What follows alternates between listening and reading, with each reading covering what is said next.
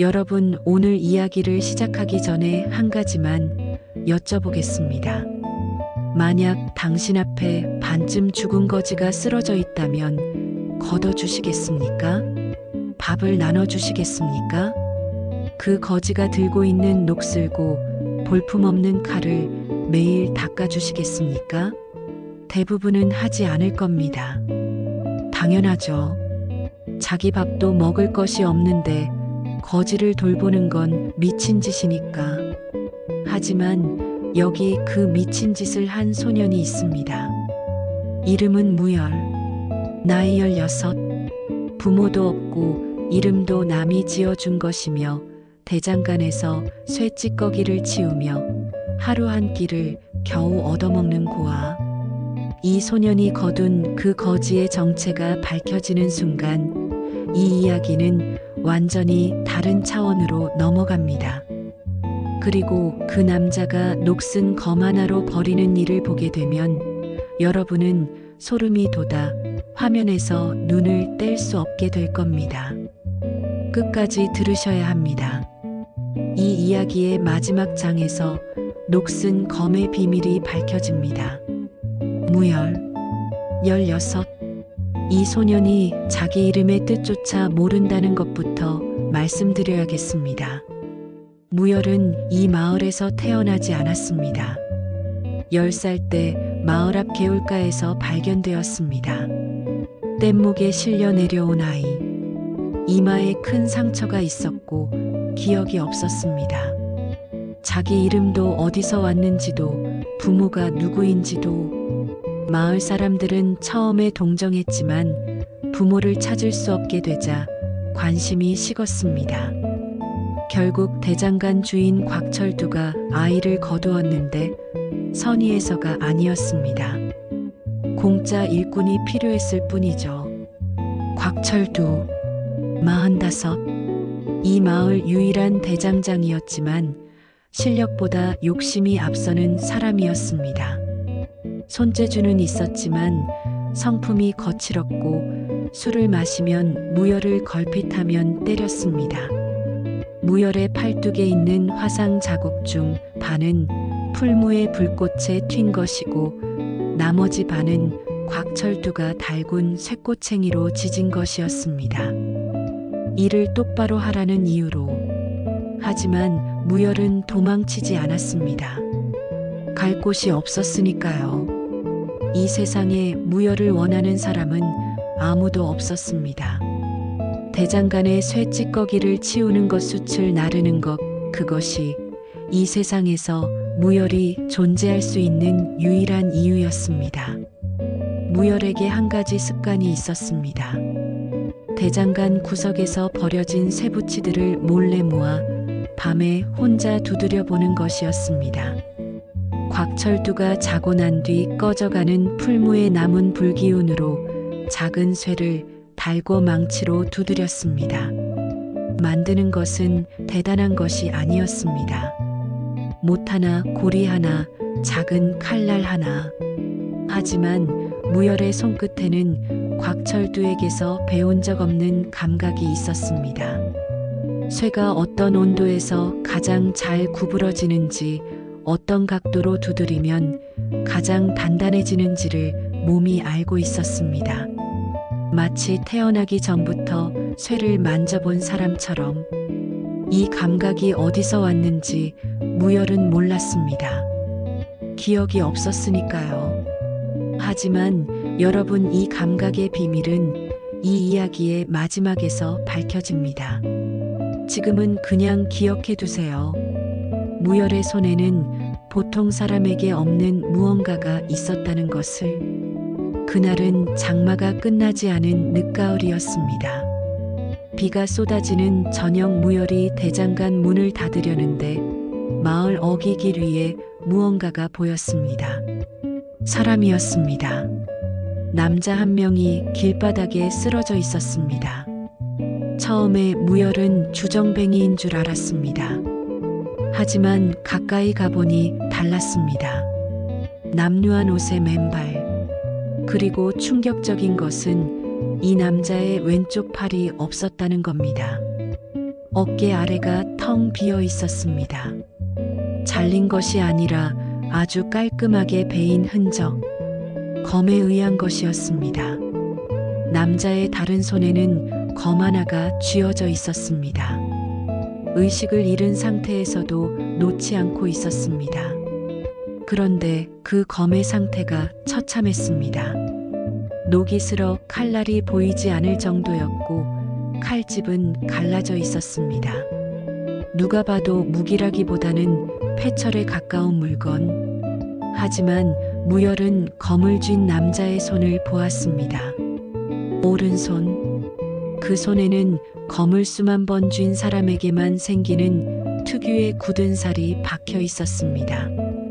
엄지와 검지 사이, 손바닥 중앙 새끼손가락 아래. 무열은 대장간에서 6년을 살았기에 무기를 다루는 사람의 손을 알아볼 수 있었습니다. 이 사람은 검객이다. 무열은 남자를 업었습니다. 16살 소년의 등에 성인 남자를 업는 것은 쉬운 일이 아니었습니다. 하지만 무열에게는 6년간 숲과 쇠를 나른 힘이 있었습니다. 비를 맞으며 대장간까지 업어와 구석의 집자리에 누였습니다. 문제는 곽철두였습니다. 술에서 깬 곽철두가 대장간 구석에 누운 남자를 보자 얼굴이 불그락푸르락해졌습니다. 이놈의 자식아, 어디서 거지를 주워와 우리 대장간에 거지를 들여 당장 쫓아내. 곽철두의 주먹이 무열의 뺨을 때렸습니다. 무열이 비틀거렸지만 물러서지 않았습니다. 주인 어른, 이 사람 비 맞으면 죽습니다. 하룻밤만 재워주면 안 됩니까? 곽철두는 무열을 2대 더 때린 뒤 투덜거리며 방으로 들어갔습니다. 네 밥에서 줄여서 먹여. 내 밥은 한 톨도 건드리지 마. 무열의 하루 끼니는 보리밥 한 공기와 된장 한 숟가락이었습니다. 무열은 그 보리밥을 반으로 나누어 반은 남자에게 주고 반은 자기가 먹었습니다.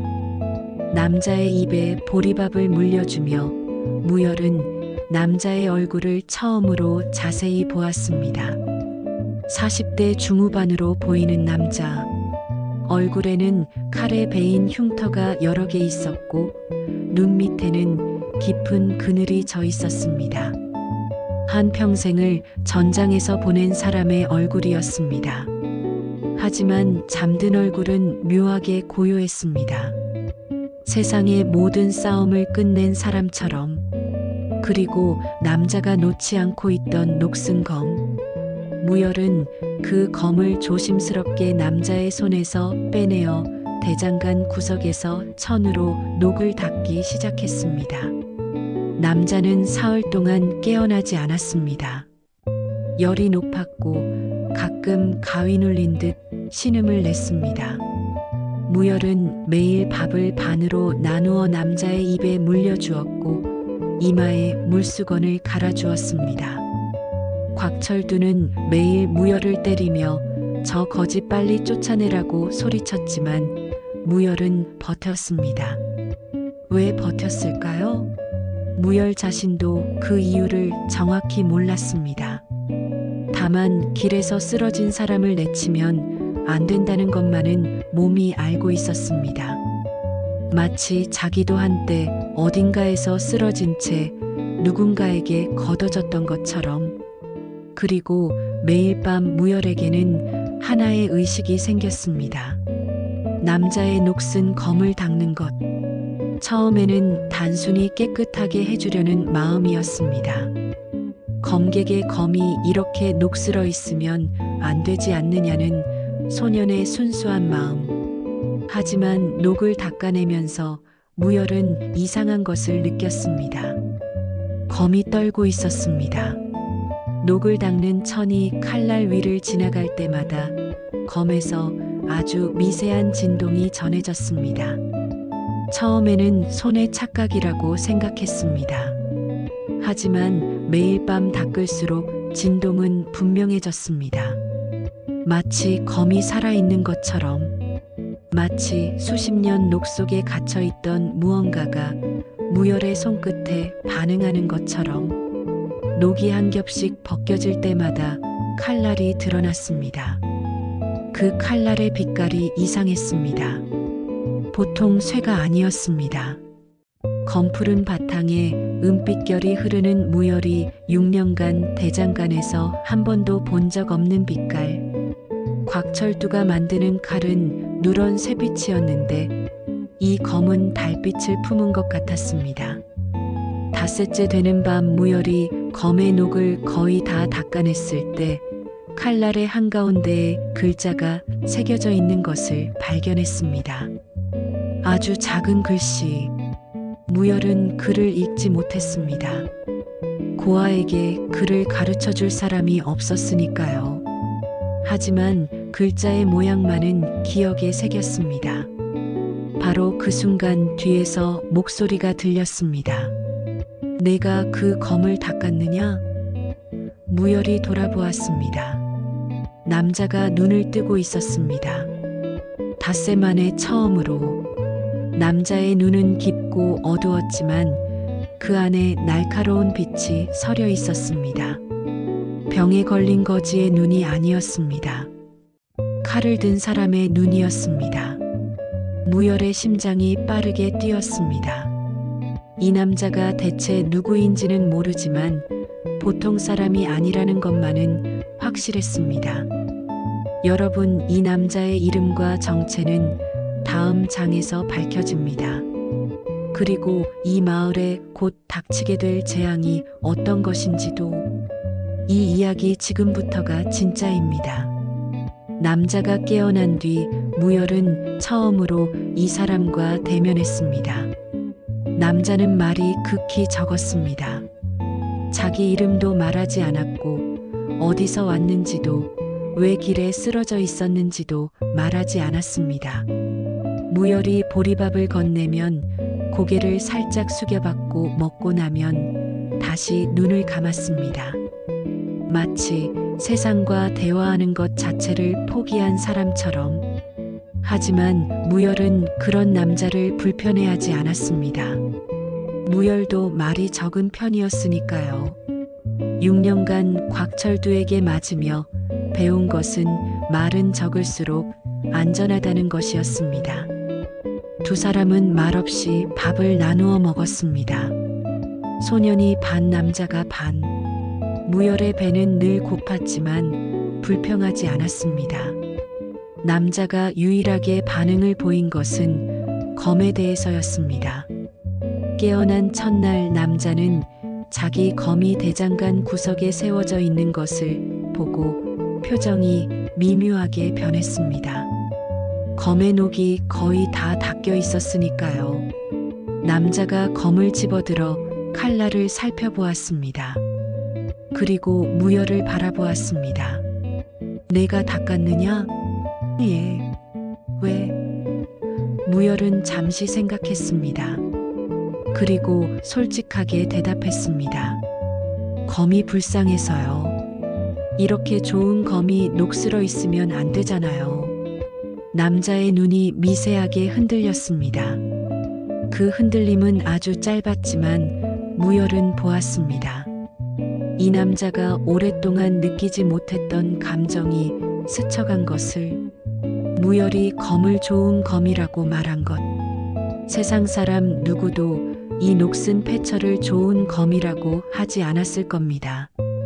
하지만 무열은 녹 아래 숨은 칼날의 빛깔을 손끝에 전해지는 진동을 느꼈으니까요. 남자는 아무 말 없이 검을 다시 내려놓았습니다. 하지만 그날 이후 남자는 무열이 밥을 가져올 때마다 아주 살짝 고개를 끄덕이게 되었습니다. 거지에게 밥을 주는 소년에 대한 최소한의 예의. 세상에서 가장 작은 인사였지만 그것이 두 사람 사이의 유일한 교감이었습니다. 열흘이 지나자 남자의 몸은 상당 부분 회복되었습니다. 한 팔이 없는 것은 변하지 않았지만 안색이 돌아오고 걸을 수 있게 되었습니다. 하지만 남자는 떠나지 않았습니다. 대장간 구석에 머물며 하루 종일 눈을 감고 앉아 있었습니다. 때때로 무열이 풀무 앞에서 쇠를 두드리는 모습을 지켜보기도 했습니다.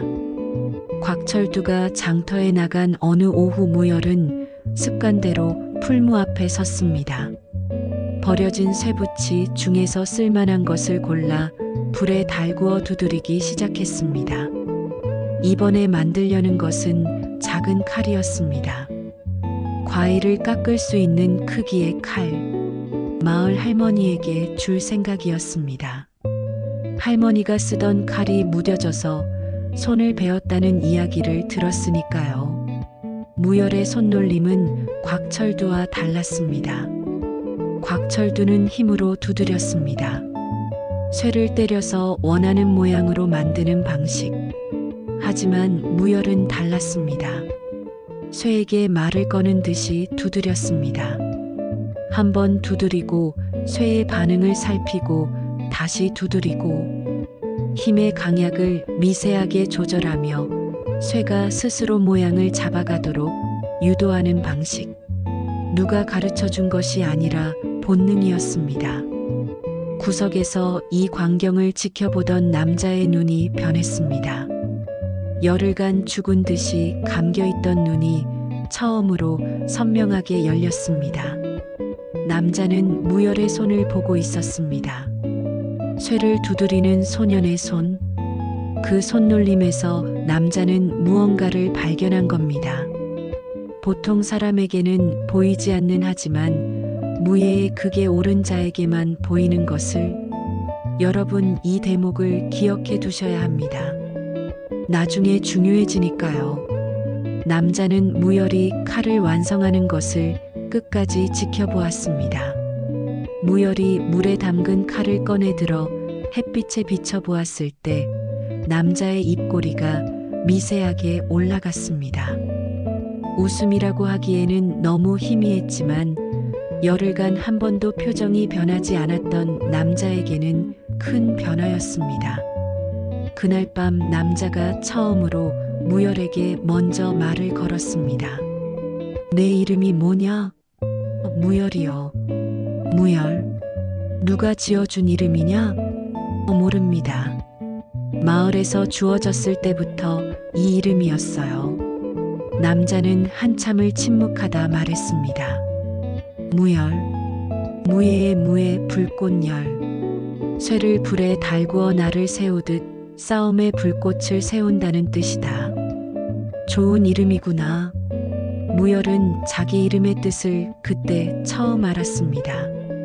그를 모르는 소년에게 누군가 처음으로 이름의 의미를 알려준 겁니다. 무열의 눈에 물기가 번졌습니다. 왜 눈물이 나는지 몰랐습니다. 다만 이 세상에서 자기 이름을 불러준 사람이 곽철두의 욕설 뒤에 붙은 이놈밖에 없었다는 것이 처음으로 슬프게 느껴졌을 뿐입니다. 무열과 남자의 조용한 일상이 계속되는 동안 마을 바깥에서는 어두운 것이 접근하고 있었습니다.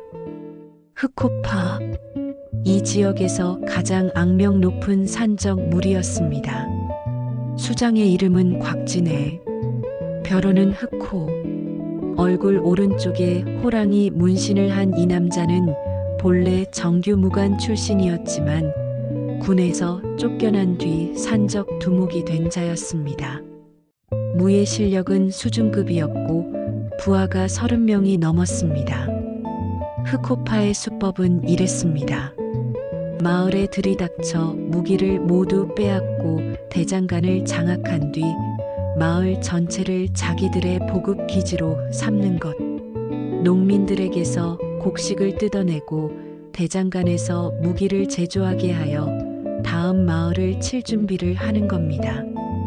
이미 주변 세 마을이 이 수법에 당했습니다. 무열의 마을은 다음 목표였습니다.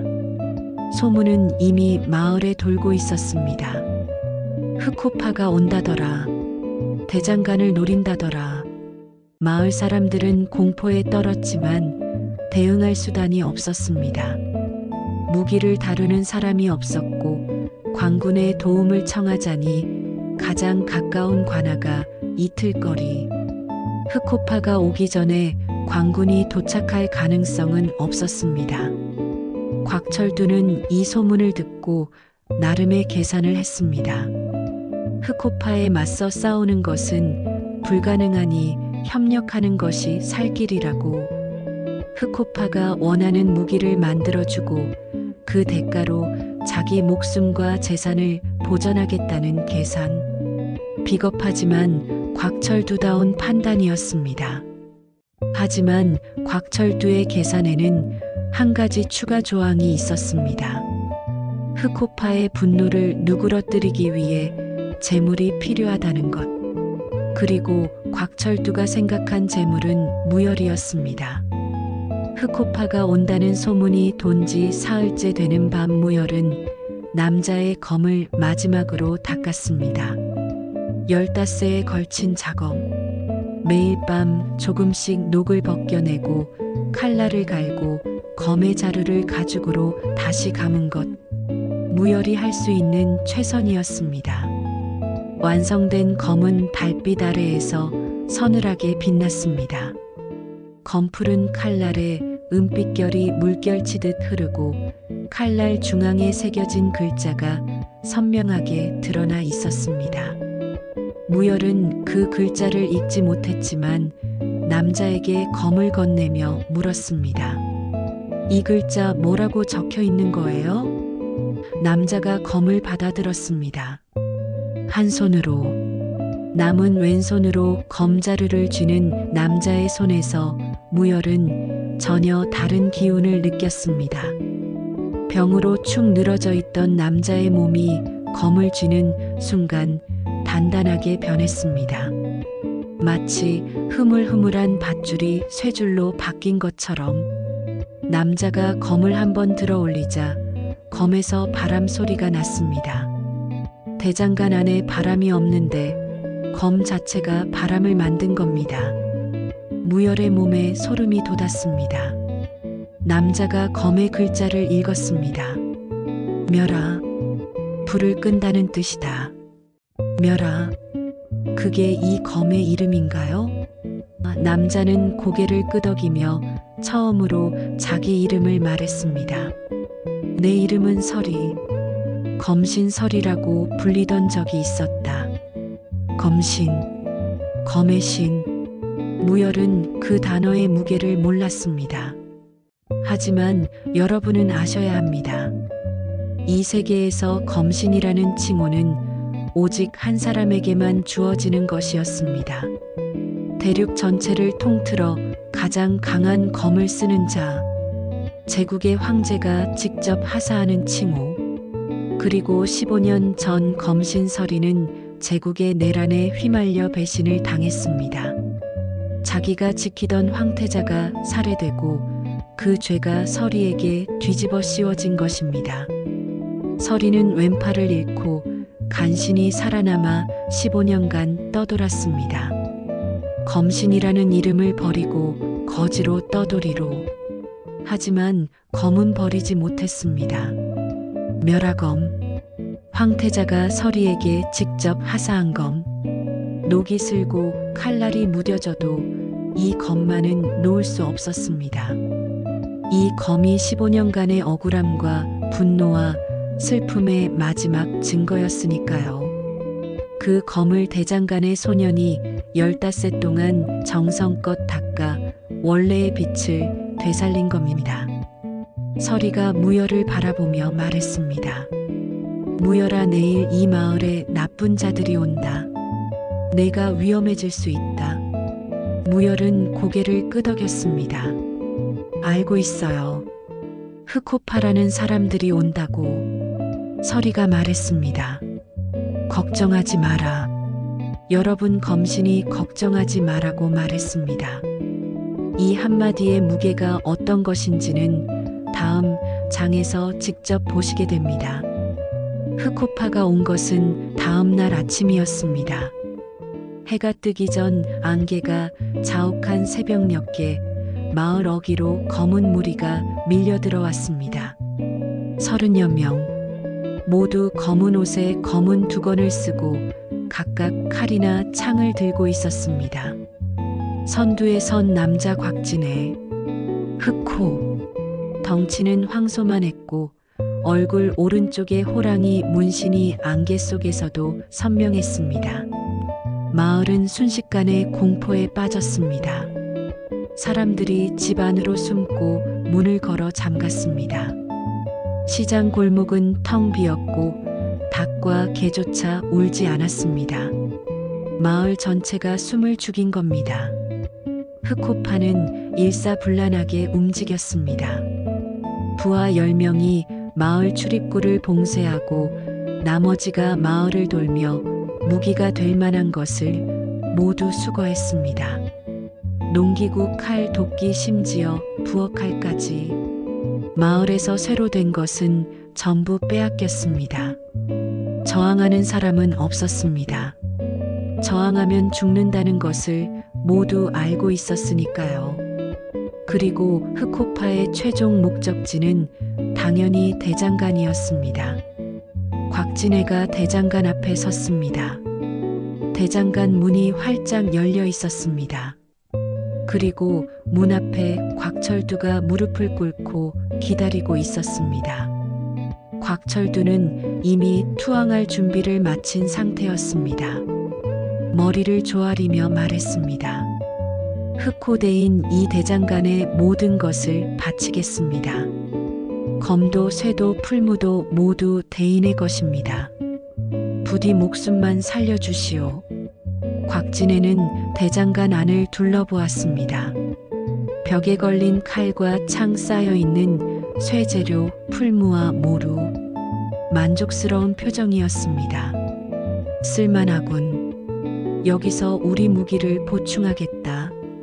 하지만 곽진애의 눈이 대장간 구석을 향했습니다.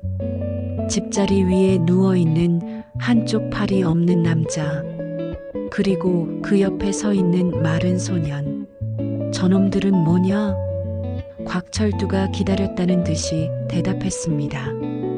대인 저 소년은 이 대장간의 심부름꾼이고 저 외팔이 거지는 소년이 길에서 주워온 미친놈입니다. 쓸모없는 자들이니 대인 마음대로 처분하십시오. 여러분 곽철두가 한 말을 다시 한번 들으시기 바랍니다. 6년간 자기 대장간에서 숯을 나르고 쇠를 닦고 밥 한 끼에 혹사당한 소년을 마음대로 처분하라고 넘긴 겁니다. 자기 목숨을 사기 위해 소년을 제물로 바친 것입니다. 곽진애는 무열을 끌어내 대장간 마당에 내동댕이 쳤습니다. 먼지가 풀풀 날렸습니다. 무열의 얼굴이 흙에 묻었습니다. 곽진애가 무열의 머리카락을 잡아들어 올리며 말했습니다. 이 마을에서 우리에게 맞선 자가 없다는 것을 보여줘야겠군. 이놈의 목을 베어 장대에 걸어라. 부하 한 명이 칼을 뽑아 무열의 목에 갖다 댔습니다. 차가운 쇠가 피부에 닿았습니다. 무열은 눈을 감지 않았습니다. 무섭지 않아서가 아니었습니다.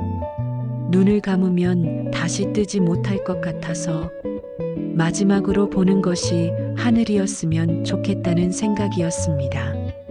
곽철두는 뒤에서 이 광경을 지켜보며 안도의 표정을 짓고 있었습니다. 무열이 죽으면 흑호파의 분노가 풀릴 테고 자기는 살아남을 수 있다고.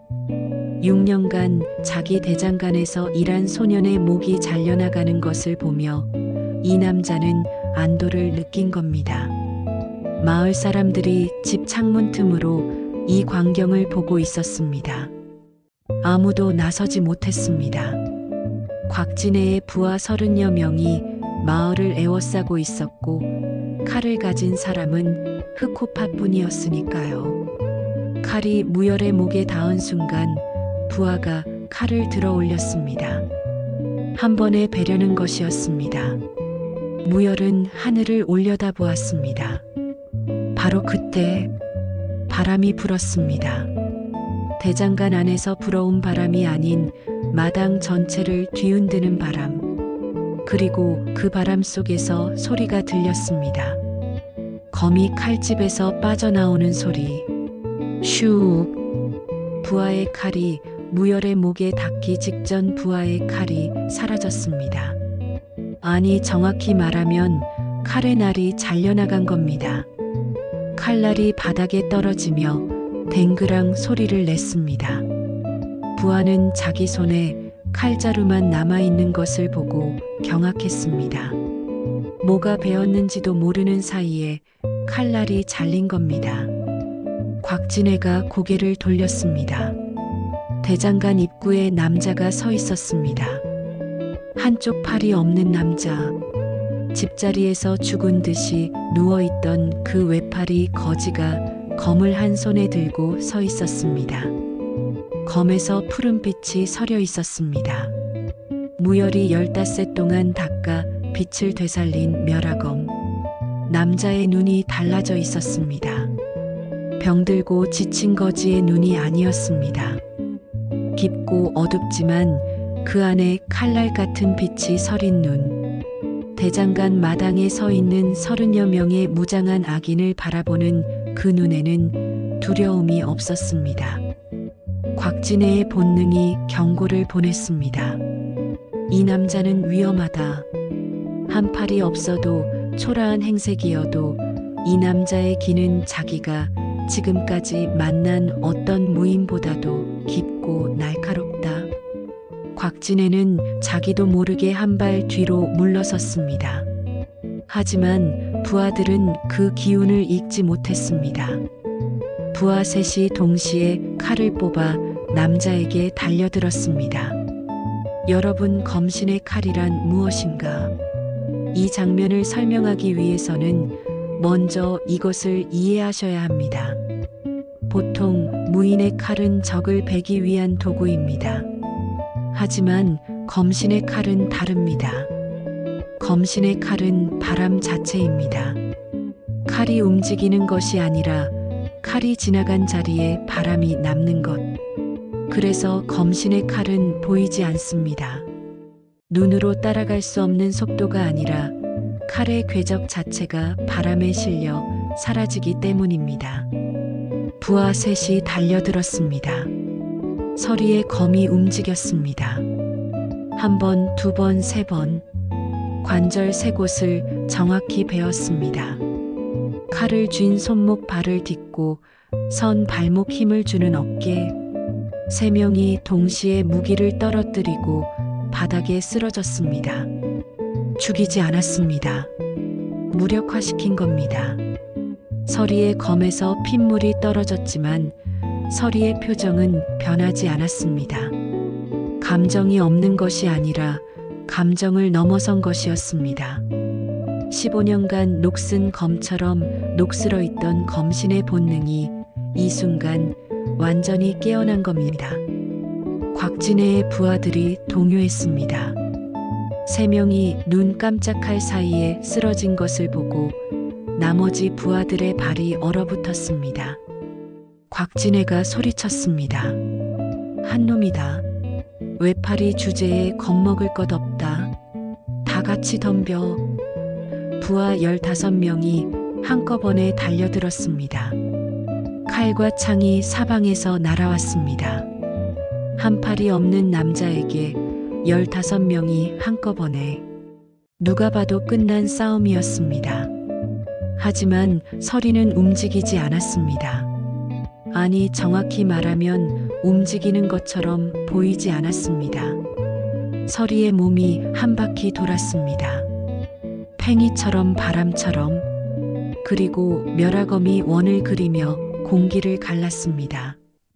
한 번의 회전. 15개의 칼날이 동시에 잘려나갔습니다. 칼자루만 남은 부하들이 서로를 바라보며 멍하니 서 있었습니다. 칼날이 잘린 것도 모르고 배려는 동작을 하고 있던 자도 있었습니다.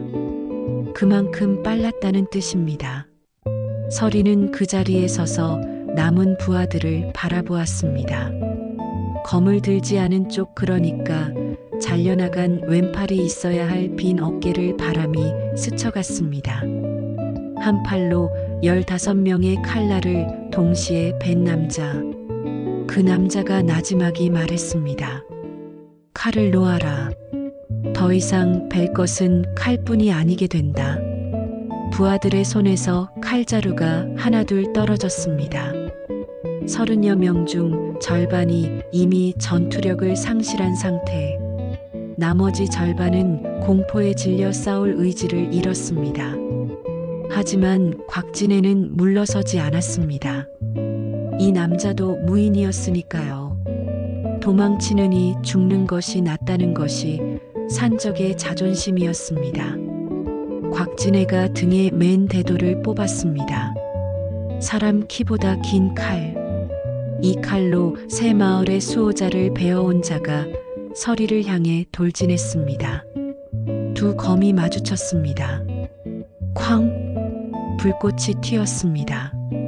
곽진애의 대도는 무게와 힘으로 밀어붙이는 검이었고 서리의 멸화검은 가볍고 예리한 검이었습니다. 힘 대 기술의 대결. 세 합, 5합, 7합. 곽진애가 힘으로 밀어붙일 때마다 서리의 한쪽 어깨가 흔들렸습니다. 한 팔이 없다는 것은 분명한 약점이었습니다. 균형이 깨지기 쉬웠고 충격을 흡수할 팔이 하나밖에 없었으니까요. 곽진애의 입꼬리가 올라갔습니다. 외파리가 검신이라고? 허허, 걸핏하면 쓰러지겠구나. 하지만 서리의 눈에는 여전히 두려움이 없었습니다. 열압제. 곽진애가 온 힘을 실어 대도를 내리쳤습니다. 서리가 멸화검으로 막는 순간 서리의 몸이 한 바퀴 비틀어졌습니다. 곽진애의 힘을 정면으로 받는 대신 몸을 틀어 힘의 방향을 흘려보낸 겁니다. 물이 바위를 타고 흐르듯이 곽진애의 대도가 허공을 갈랐고 균형을 잃은 곽진애의 옆구리가 드러났습니다. 서리의 멸화검이 빛났습니다. 한 번 곽진애의 대도가 한가운데서 두 동강 났습니다. 그리고 곽진애의 가슴에 가는 붉은 선이 한 줄 그어졌습니다. 피가 배어 나왔습니다. 치명상은 아니었습니다. 서리가 일부러 얕게 벤 겁니다. 죽이려 했다면 한 합이면 끝났을 싸움이었습니다. 곽진애가 무릎을 꿇었습니다. 대도의 반쪽이 바닥에 떨어지며 둔탁한 소리를 냈습니다.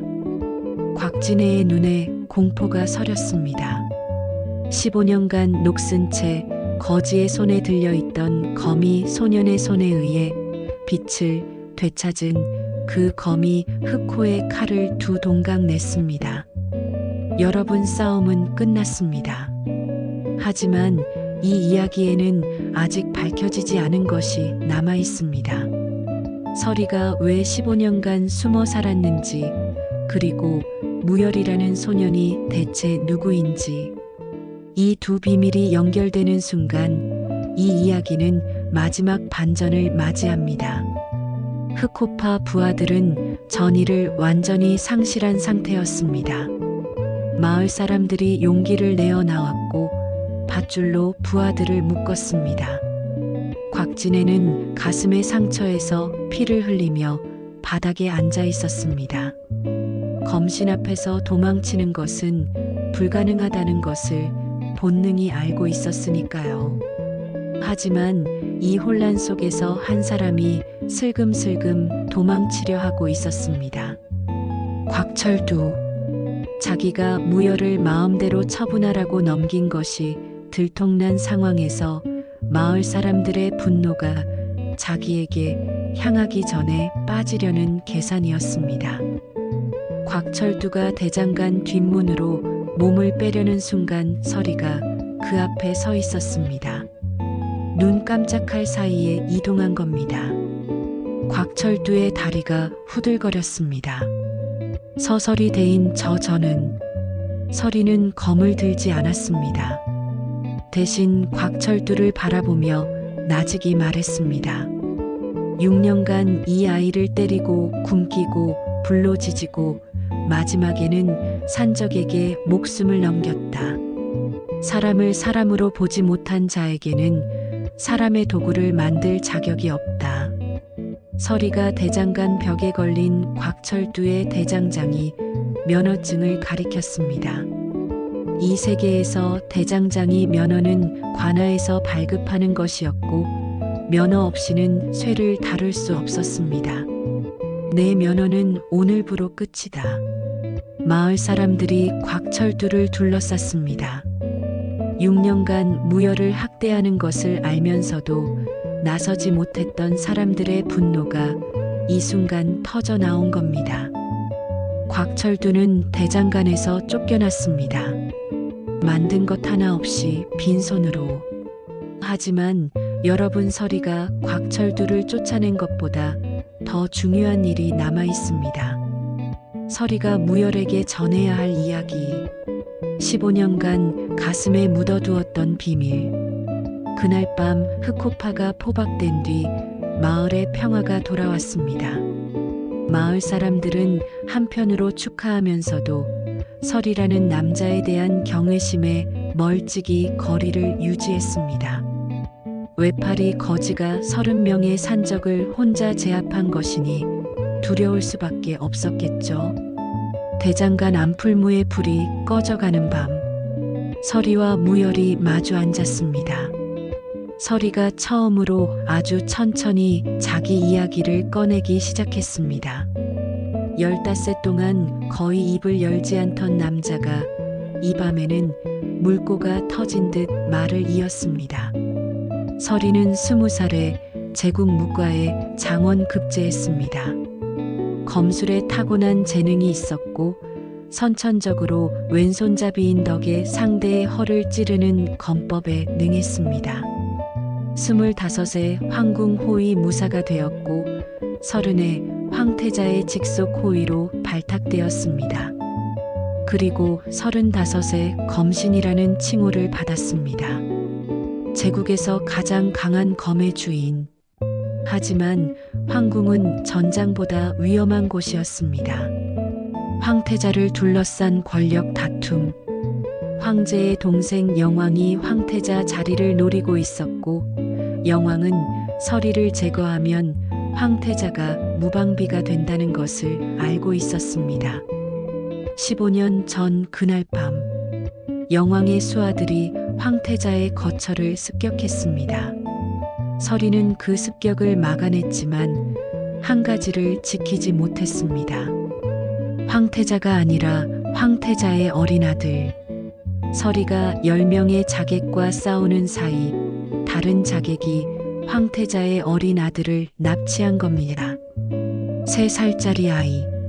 서리가 자객을 모두 베고 돌아왔을 때 아이는 이미 사라진 뒤였습니다. 황태자는 절규했습니다. 그리고 영왕은 이 사건을 뒤집어 서리가 적과 내통하여 아이를 팔아넘겼다고 모함했습니다. 증거는 조작되었고 서리는 역적으로 몰렸습니다. 영왕의 수하가 서리의 왼팔을 베었습니다. 서리는 간신히 탈출하여 15년간 떠돌이가 되었습니다. 서리가 가장 괴로워한 것은 팔을 잃은 것도 누명을 쓴 것도 아니었습니다. 3살짜리 아이를 지키지 못한 것. 그 아이가 어디에서 죽었는지 살아있는지조차 모른다는 것. 서리가 무열을 바라보았습니다. 풀무의 불빛이 소년의 얼굴을 비추고 있었습니다. 서리의 눈에 물기가 번졌습니다. 15년간 한 번도 울지 않았던 남자의 눈에. 무열아, 그 아이의 이마에는 태어날 때부터 초승달 모양의 점이 있었다. 무열의 심장이 멈추는 것 같았습니다. 이마, 초승달 모양. 무열은 무의식적으로 자기 이마를 만졌습니다. 이마 오른쪽 머리카락에 가려 보이지 않는 곳에 있는 흉터. 어릴 때부터 있었던 흉터. 모두가 상처 자국이라고 말했지만 형태가 묘하게 초승달을 닮아 있었습니다. 서리가 떨리는 손을 뻗어 무열의 이마 위 머리카락을 넘겼습니다. 초승달 모양의 자국이 드러났습니다. 서리의 눈에서 눈물이 떨어졌습니다. 15년 만에 여러분 이 순간의 무게를 느끼시기 바랍니다. 15년 전 납치된 황태자의 어린 아들.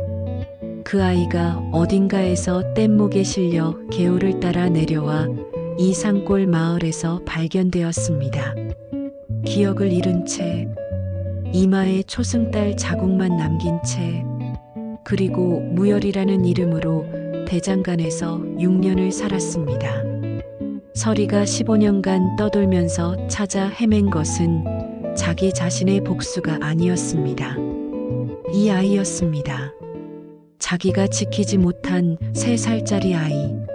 살아있는지 죽었는지도 모르는 채 대륙을 떠돌며 찾아 헤맸던 것입니다. 그리고 비 오는 날 마을 어귀에서 쓰러진 서리를 무열이 거둔 겁니다. 서리가 15년간 찾아 헤맨 아이가 서리를 먼저 찾아준 겁니다. 서리가 무열의 손을 잡았습니다. 남은 한 손으로 그 손이 떨리고 있었습니다. 30명의 산적 앞에서도 떨리지 않던 손이 소년의 손을 잡을 때 떨렸습니다. 무열아, 너를 찾고 있었다. 15년 동안 무열은 이해했습니다. 전부를 이해한 것은 아니었지만 이 남자가 자기를 오랫동안 찾아 헤맸다는 것은 알 수 있었습니다.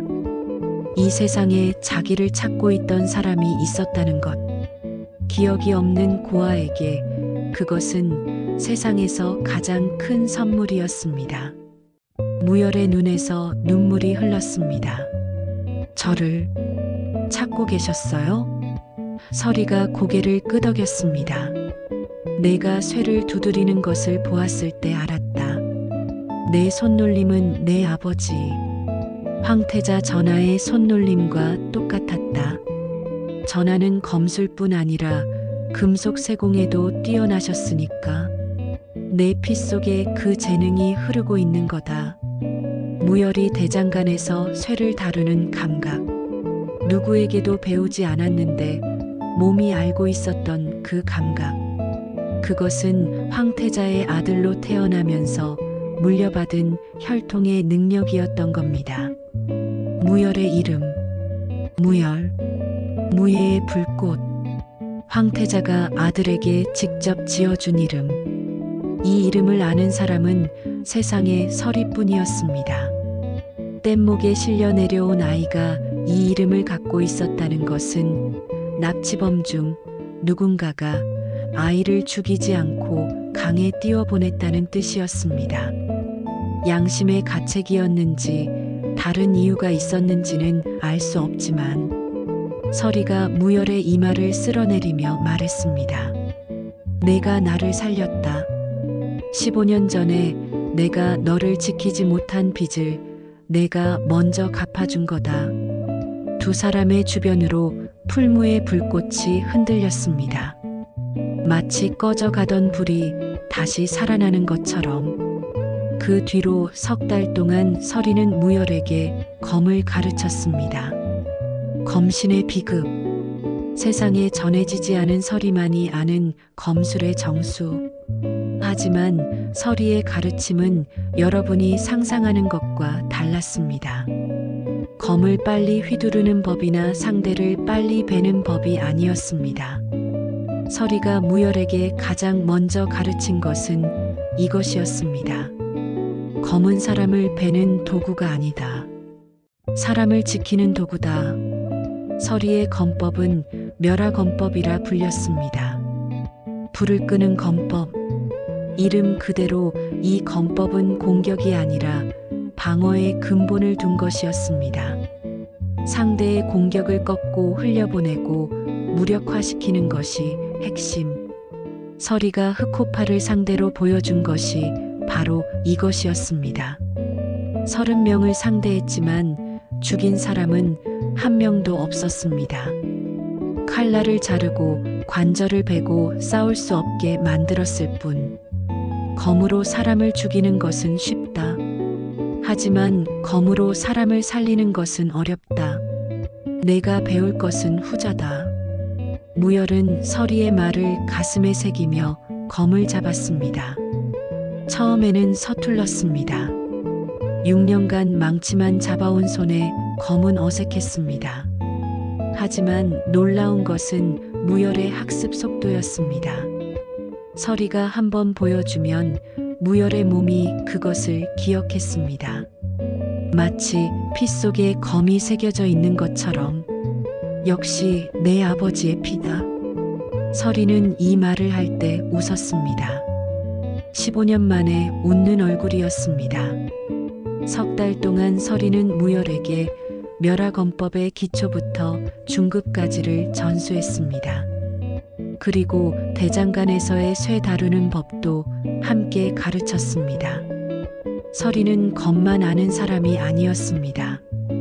검을 만드는 법도 알고 있었으니까요. 검신에게 검은 쓰는 것만큼 만드는 것도 중요했습니다. 서리가 무열에게 가르친 것은 두 가지였습니다. 사람을 지키는 검술과 사람을 살리는 도구를 만드는 기술. 이 두 가지가 무열이라는 소년의 양 날개가 되었습니다. 석 달 뒤 대장간의 주인이 바뀌었습니다.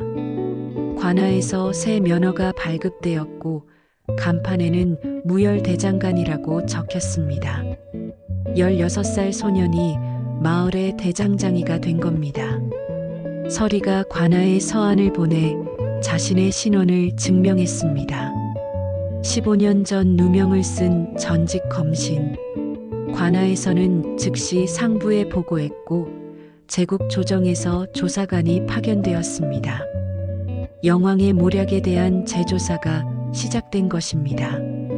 서리의 누명이 벗겨지는 것은 시간 문제였습니다. 하지만 서리는 황궁으로 돌아가지 않겠다고 했습니다. 한 팔을 잃은 검신이 다시 궁을 지킬 수는 없는 노릇이었고 무엇보다 서리에게는 새로운 임무가 있었습니다. 무열을 지키는 것. 무열이 황태자의 아들이라는 사실이 밝혀지면 정치적 파장이 클 것은 분명했습니다.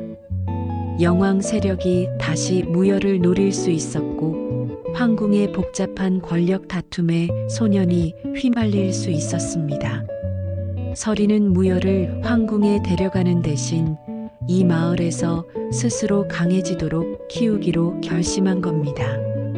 무열아, 내가 원하면 황궁에 갈 수 있다. 내 아버지의 자리를 되찾을 수도 있다. 하지만 나는 내가 여기서 대장장이로 살면서 이 마을을 지키는 사람이 되었으면 한다. 황궁의 왕보다 마을의 수호자가 더 귀한 법이니까. 무열은 한치의 망설임도 없이 대답했습니다. 저는 여기가 좋아요. 이 풀무 앞이 제 자리예요. 그 뒤로 무열은 대장간을 운영하면서 마을의 수호자가 되었습니다. 낮에는 호미와 낫을 만들어 농민에게 주고 저녁에는 서리에게 검술을 배우고 밤에는 마을 외곽을 순찰했습니다. 대장장이이자 무인, 칼을 만들 줄도 쓸 줄도 아는 소년. 마을 사람들이 연장을 고치러 줄을 서기 시작했습니다. 무열이 만드는 호미와 낫은 곽철두의 것보다 훨씬 좋았습니다. 날이 오래갔고 손에 편했습니다. 무열의 손에는 황태자의 피가 흐르고 있었고 6년간 대장간에서 다진 근성이 있었으니까요. 마을에 봄이 왔습니다. 흑호파가 휩쓸고 간 상처가 아물고 새 대장간에서 새 연장이 만들어지고 밭에 새 곡식이 자라기 시작했습니다. 여러분, 이 이야기의 마지막 장면을 보여드리겠습니다. 대장간 벽에 멸화검이 걸려 있습니다. 무열이 15세 동안 닦아 빛을 되살린 그 검. 서리는 이 검을 무열에게 물려주었습니다. 내 검은 이제 내 검이다. 내가 닦아서 살린 검이니까. 하지만 무열은 이 검을 쓰지 않습니다. 벽에 걸어두고 자기 손으로 새 검을 만듭니다. 서리에게 배운 대로 사람을 지키는 검을. 멸화검은 과거의 상징이고 무열이 만드는 새 검은 미래의 상징입니다. 서리는 대장간 문 앞에 앉아 햇볕을 쬐며 눈을 감고 있습니다. 15년간 떠돌이였던 남자가 처음으로 쉬는 겁니다. 등 뒤에서 무열이 쇠를 두드리는 소리가 들립니다. 땡땡땡. 서리의 입꼬리가 올라갑니다. 이 소리가 서리에게는 세상에서 가장 평화로운 자장가입니다. 마을 아이들이 대장간 앞에서 나무 검을 들고 놀고 있습니다. 나는 검신이다. 아니야, 내가 검신이야. 무열이 풀무 앞에서 고개를 돌려 아이들을 봅니다. 그리고 웃습니다. 6년간 대장간에서 한 번도 웃지 못했던 소년이 이제는 웃습니다. 곽철두는 마을에서 쫓겨난 뒤 소식이 끊겼습니다. 흑호파의 곽진애는 관아에 넘겨져 유배형을 받았고 부하들은 뿔뿔이 흩어졌습니다. 마을에는 다시 산적이 오지 않았습니다. 무열 대장간에 검신이 있다는 소문이 퍼졌으니까요. 여러분, 이 이야기에서 진짜 보물은 무엇이었을까요? 검신의 무예? 황태자의 혈통? 멸화검의 칼날? 아닙니다. 진짜 보물은 무열이 비 오는 날 쓰러진 남자를 등에 업은 그 순간이었습니다. 자기 밥을 반으로 나누고 남의 녹슨 검을 15세 동안 닦아준 그 마음이었습니다. 녹슨 검을 본 사람은 많았습니다. 하지만 그 녹 아래의 숨은 빛을 본 사람은 무열뿐이었습니다. 반쯤 죽은 거지를 본 사람도 많았습니다. 하지만 그 안에 숨은 검신을 본 사람도 무열뿐이었습니다. 세상은 겉으로 보이는 것만 봅니다. 녹슨 검은 버리고 남루한 거지는 외면합니다. 하지만 가끔, 아주 가끔 녹 아래의 빛을 보는 사람이 있습니다. 그런 사람의 손끝에서 녹은 벗겨지고 빛은 되살아나고 세상이 바뀝니다. 무열의 손은 검을 쥐는 손이기도 하고 쇠를 두드리는 손이기도 하고 쓰러진 사람을 업는 손이기도 합니다. 세 가지 모두 같은 것입니다. 사람을 살리는 손. 지금 여러분의 곁에 녹슨 검 같은 사람이 있지는 않습니까? 겉은 초라하지만 안에 빛을 품고 있는 사람. 세상이 외면하지만 당신의 손길 하나면 다시 빛날 수 있는 사람. 한 번쯤 녹을 닦아봐 주세요. 그 안에 무엇이 숨어 있는지는 닦아보기 전에는 아무도 모르는 일이니까요. 이것으로 낡은 대장간의 녹슨 검과 떠돌이 무사 이야기를 마칩니다. 구독과 좋아요는 다음번 더 기막힌 이야기를 가져오는 큰 힘이 됩니다. 시청해 주셔서 감사합니다.